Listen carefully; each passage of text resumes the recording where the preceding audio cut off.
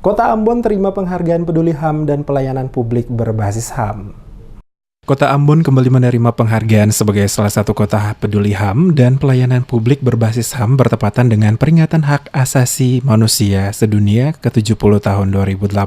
Penghargaan tersebut diterima langsung Wali Kota Ambon Richard Lehana-Pesi di Jakarta yang diserahkan oleh Menteri Hukum dan HAM Yasona Laoly di kantor Kementerian Hukum dan HAM Republik Indonesia di Jakarta. Wali Kota Ambon Richard Lehana-Pesi mengatakan, penghargaan yang diraih oleh Kota Ambon merupakan bentuk apresiasi pemerintah pusat Kota Ambon atas kerjasama seluruh aparatur pemerintah Kota Ambon bersama warga Kota Ambon dalam pelayanan membangun untuk kemajuan Kota Ambon yang lebih baik ke depan. Penghargaan ini juga, kata Wali Kota, memberikan motivasi bagi jajaran pegawai pemerintah Kota Ambon dalam peningkatan pelayanan publik, khususnya tepat peduli terhadap hak asasi manusia di berbagai aspek. Selain penerimaan penghargaan sebagai salah satu kota peduli HAM dengan pelayanan publik berbasis HAM, Kota Ambon juga menerima penghargaan sebagai salah satu kota di Indonesia yang mendapatkan nilai tertinggi kategori kota di Indonesia dari Ombudsman RI dalam pelayanan publik. Sementara itu, Menteri Hukum dan HAM Yasona Laoly dalam kesempatan tersebut mengatakan, penghargaan yang diberikan kepada beberapa pemerintah kabupaten kota karena dipandang memiliki komitmen dan upaya dalam memenuhi hak-hak dasar warga negara, di antaranya kesehatan, pendidikan, hak perempuan dan anak, hak atas pekerjaan, perumahan yang layak dan lingkungan yang berkelanjutan.